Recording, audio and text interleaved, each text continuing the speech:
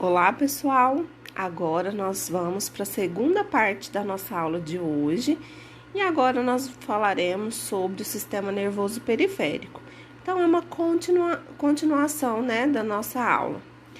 Como eu já falei para vocês aí anteriormente, os nervos são ramificações, são essas terminações, olha só, as ramificações que vocês estão vendo nessa imagem.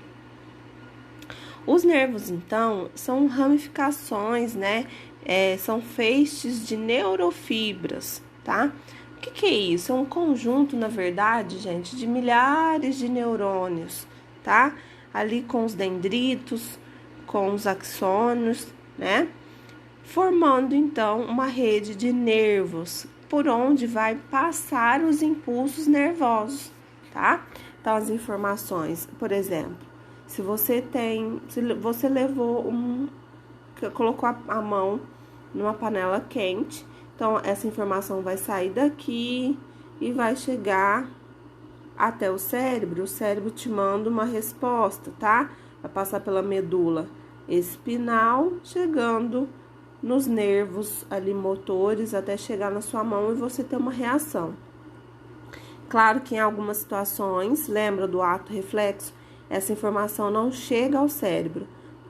Aqui na medula, a medula já te dá um ato chamado de ato reflexo, tá? Mas os nervos, então, eles têm essa capacidade de transmitir esses impulsos nervosos. São eles que conduzem, tá?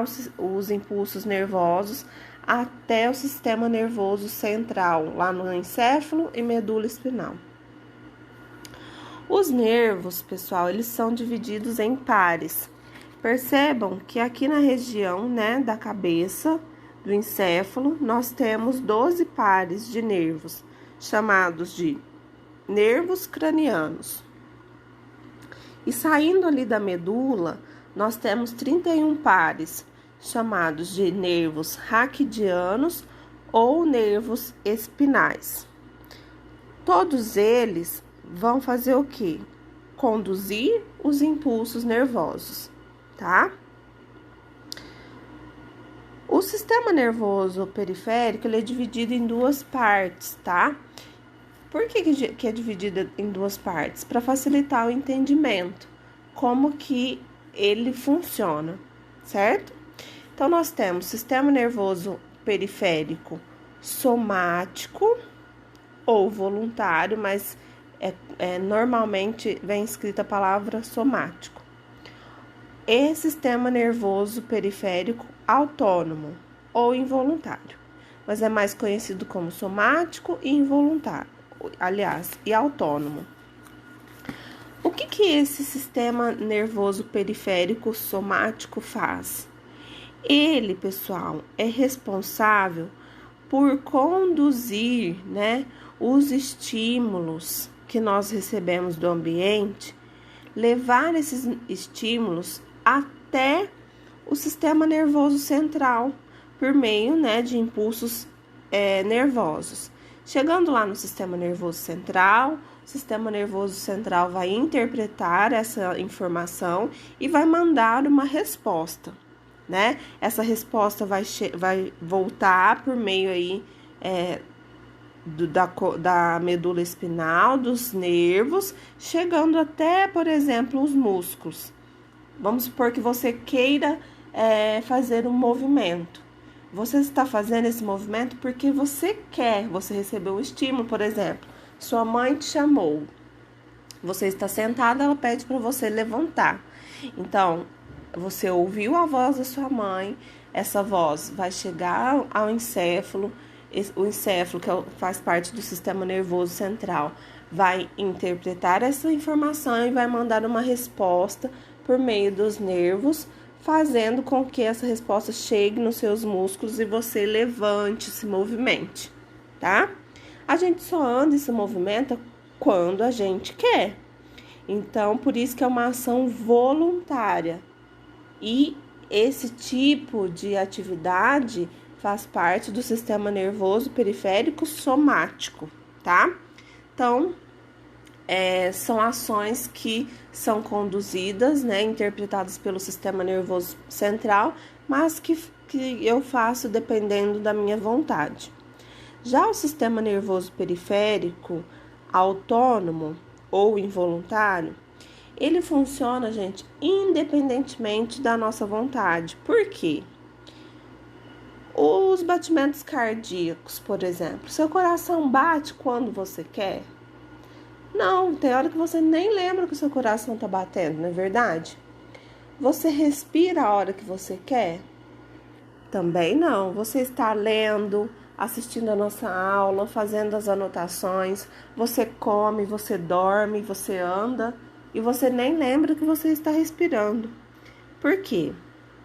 Todas essas ações dos nossos órgãos, elas são involuntárias, são ações autônomas que não dependem da nossa vontade, né? E junto com o sistema nervoso central, que é responsável por todas essas funções dos órgãos, né?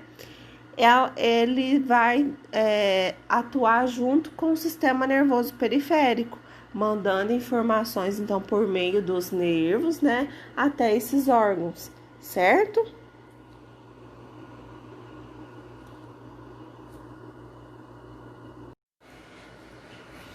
Pessoal, e ainda dentro, né, desse assunto do sistema nervoso, vamos falar um pouquinho sobre os medicamentos, como eles funcionam e por que eles estão dentro desse assunto, sistema nervoso. Porque muitos medicamentos, gente, agem atuando em alguma parte do sistema nervoso, tá? Por exemplo, anestesia, antidepressivos, todos esses remédios, medicamentos, agem diretamente no sistema nervoso. Por exemplo, as anestesias. Como elas funcionam? A anestesia, gente, é um medicamento que serve para evitar que nós tenhamos dor em algum procedimento, tá certo? Numa cirurgia, numa extração de dente, numa obturação, enfim, em algo que vai mexer no nosso corpo, onde não é necessário, né, sentir dor e nem é bom, né? Ninguém quer sentir dor, então é indicado o uso de anestesia. Existem vários tipos de anestesia. Anestesia local, que é aplicada aonde vai ser o órgão que vai ser manipulado, como por exemplo ali no dentista. Temos anestesia geral, que é aplicada, né, para que todo o corpo relaxe e é uma duração maior essa anestesia, dependendo da cirurgia, e a pessoa, ela dorme, ela não consegue ficar consciente. E temos também anestesia que é aplicada na região da medula espinhal. As mulheres que fazem cesariana, que é um parto, né, um tipo de parto para tirar o bebê, ela é aplicada ali na região da coluna, na parte ali mais ou menos da lombar, e essa anestesia, ela diminui, né, as sensações, praticamente tudo, né, da cintura ali para baixo, tá? Então, não sente as pernas, você não sente dor, isso justamente para, então, que possa ser feito cirurgia sem a pessoa sentir dor, né? Então, foram invenções da medicina que foram muito boas, né? Que são usadas até hoje, mas que podem ser manipuladas por profissionais que entendem, que são os médicos. Por quê, gente? Medicamentos são drogas. Sim, são drogas, chamadas de drogas lícitas. Drogas. O que significa droga? Droga, gente, são componentes químicos, tá? Então, os remédios, eles são componentes químicos. Já percebeu que algumas farmácias se chamam drogaria? Drogaria vem da palavra droga, mas não é droga no sentido ruim, tá? Significa que aquele componente é um componente químico. E se chama droga lícita porque pode ser vendido, Às vezes tem medicamento que pode ser vendido com ou sem receita. Mas o que a gente tem que ter em mente?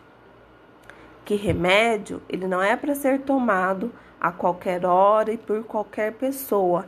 Ele precisa ter sido indicado por um médico, tá? Porque é o médico quem vai saber nos orientar e indicar o melhor medicamento. Porque os medicamentos, eles têm reações, né, no nosso organismo. E a gente fala que essas reações, elas são chamadas de... como que fala, gente? Me esqueci agora. Lembrei, elas são chamadas de efeitos colaterais.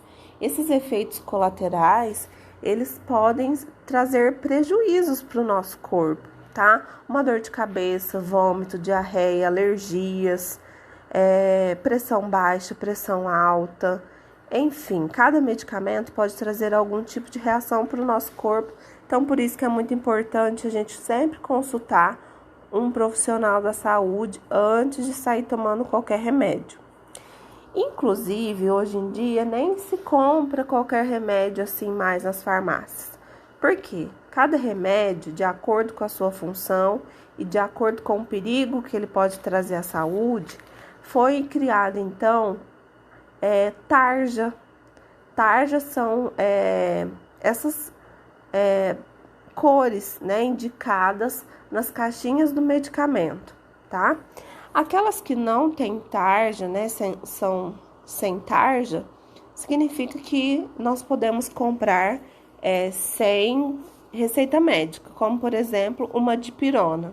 Você consegue comprar dipirona sem receita médica. Ah, mas por isso eu posso sair tomando muita dipirona? Não. É que dipirona, ela não vai trazer um efeito tão grave no seu organismo, dependendo do quanto que você tome, tá? Por isso que ela pode ser vendida sem receita médica. As caixinhas, remédios com a tarja amarela, significa que ele é genérico. O que significa isso, gente? É que existe um composto original daquele remédio, tá?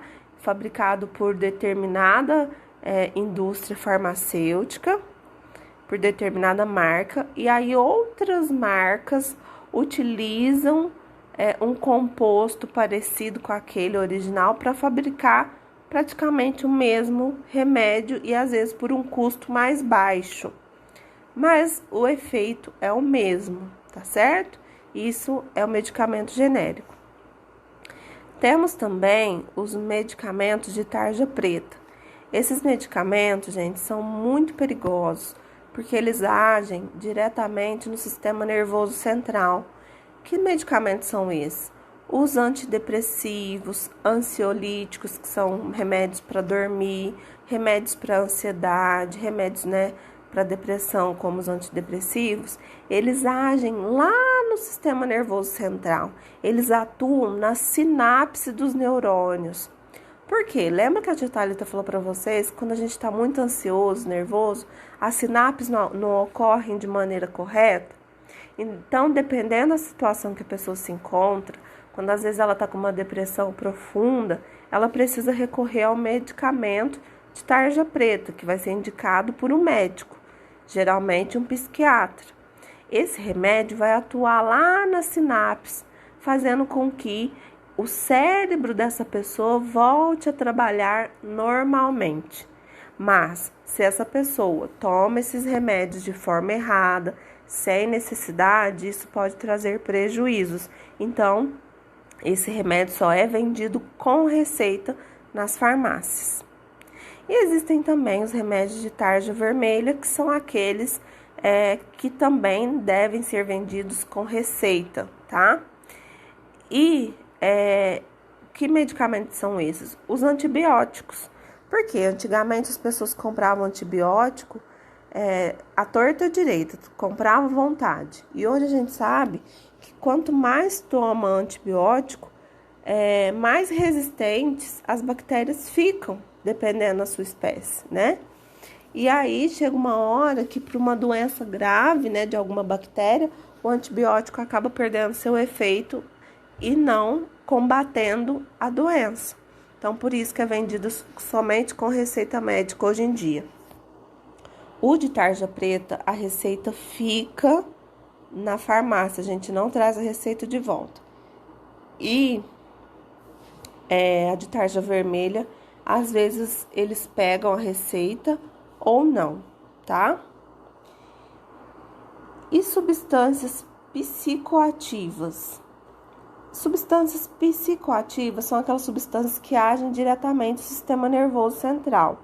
Eu já falei uma delas que são os antidepressivos, ansiolíticos, mas essas substâncias são consideradas drogas lícitas que podem ser vendidas, tá?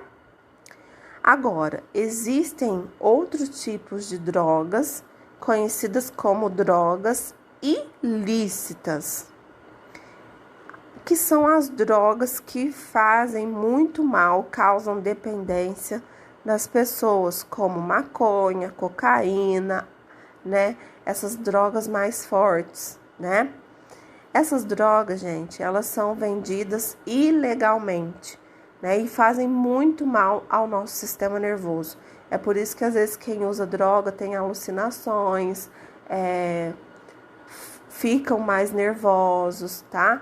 Justamente porque a droga age no sistema nervoso central e com o passar do tempo vai destruindo todos os neurônios, fazendo com que a pessoa às vezes, com o passar do tempo, nem fique com a memória boa, fica descoordenada, tá? E uma coisa que eu quero falar pra vocês é que, tá vendo aqui essa garrafa, né? E fala, adolescentes começam a beber cada vez mais cedo. Cerveja, bebida alcoólica e cigarro são considerados drogas também. Drogas lícitas, ou seja, que podem ser comercializadas, né, para pessoas acima de 18 anos. Mas o que nós vemos é que cada vez mais adolescentes estão consumindo essas drogas cada vez mais cedo. E isso, gente, a longo prazo faz muito mal à nossa saúde física, à nossa saúde mental, faz mal à nossa família. Então, que vocês pensem muito bem quando tiver contato, né, com bebida, com cigarro, e evite o máximo possível, porque isso faz muito mal à nossa saúde. Certo, meus amores? Espero que vocês tenham gostado da aula, tenham aprendido muito. Um beijo, fiquem com Deus e até a próxima aula.